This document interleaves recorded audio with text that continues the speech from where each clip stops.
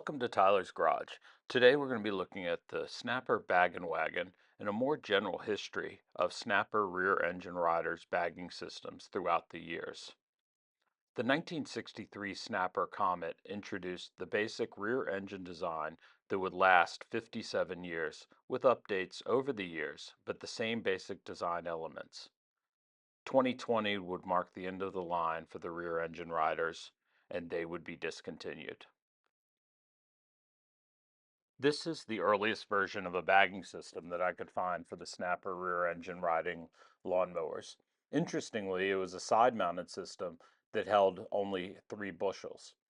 Even at this time, Snapper was smart to allow customers to have a catalog of various accessories to customize their mowers. These early comments were 26 and 30-inch setups. The 33-inch setup would not come along until the Series 6 rider in 1987. By the early 1970s, we have a bagging system that looks similar to the more modern later systems. Interestingly, the tube chute is clear, making it easy to determine when the bagging system is full or if you have an issue with flow. These early systems are made out of a white fabric in contrast to the later charcoal units. If you look in this photo, you can notice that this snapper did not yet have a back to the driver's seat. In 1977, Snapper introduced the Comet HV, the HV standing for high vacuum, touted to vacuum your yard while you cut the grass.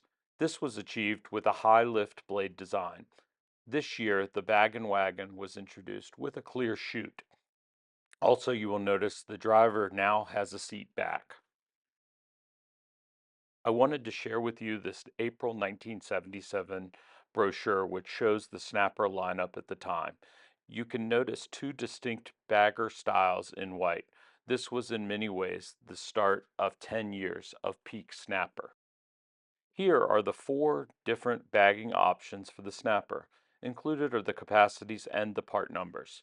It is unique for one mower to have so many distinct styles of baggers. In my experience, the most common bagging option was the single bag collector. This predates the Bag-N-Wagon by at least 7 years. This design was little changed from 1971 to 2020. The second style of bagger is the twin bag system. I think this design originally started on the Snapper tractors, but some rear engine riders had them. They are less common than their single bag equivalent. Now to the big daddy, the Bag-N-Wagon, and you will notice the N is capitalized. On the left are the later charcoal ones, and on the right are the earlier white ones. This would be introduced in 1977 and would last until 2009. The final bagging option was the clamshell design, which appears to have been introduced in 2003. It's designed as a solution to allow you to dump lawn clippings without getting off the mower. I cannot definitively determine the year it was discontinued, but it seems to have lasted only a few years. From my experience, it seems to be the least common of the bagging options available. Welcome to Tyler's Garage. Today we have, I think, is quite possibly the coolest thing that Snapper ever invented, the Bag-N-Wagon. So I had the opportunity to pick one of these up, and I took that opportunity. I got it for about $200 and installed it here. The first thing you notice about it that's sort of funny is it doesn't actually follow directly behind. It's actually offset with the wagon here. And it has a really interesting 3-point system that connects it to the bar there in the back. And in fact, I had to switch out the bars because this one bar that I had on this newer one curved out there, and on this one you need a straight one to make that connection.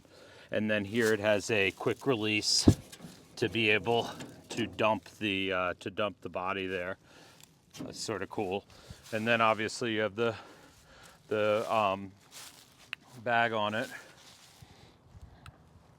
So here we have the back of the Bag-N-Wagon.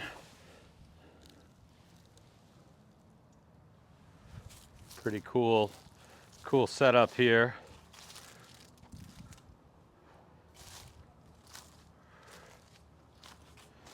And you have the high lift blade on it, so to get the to move the debris up into the Bag-N-Wagon itself.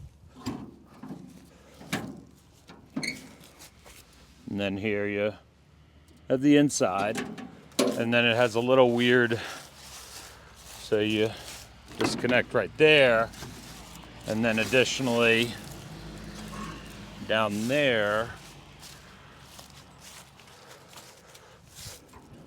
and there you go, you enables you to open it.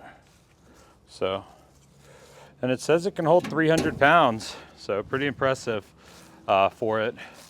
So it's pretty large there, and nice thing. But the issue I encounter with this is it simply cannot hold enough stuff.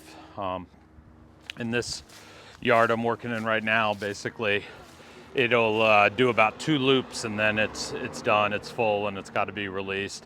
And when you do dump it, it's a bit of a pain.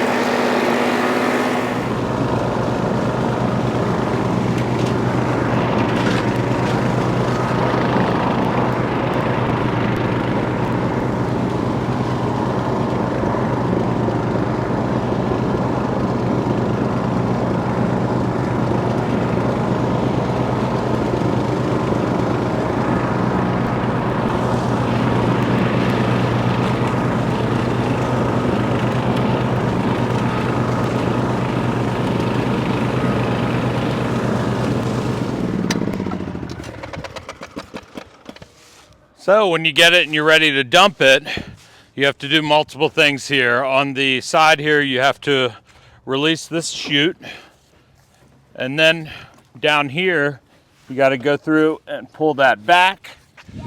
And then once you pull that back, you have one last one here at the back, and then you can go ahead and it sort of dumps, but as you can see, you still got to go through and do it but with your hand, which sort of negates a lot of the advantage of, you know, of being able to just drop it.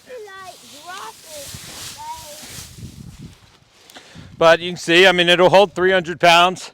It'll do about 1 lap around, and or 2 laps, and then it needs to be dropped. But as you can see there, yeah, sort of a pain to get it out, and especially if you're going to do this 25, 30 times a day. But you get the idea about the Bag-N-Wagon and its benefit. No, I'm good, buddy. It's fine. I'm just doing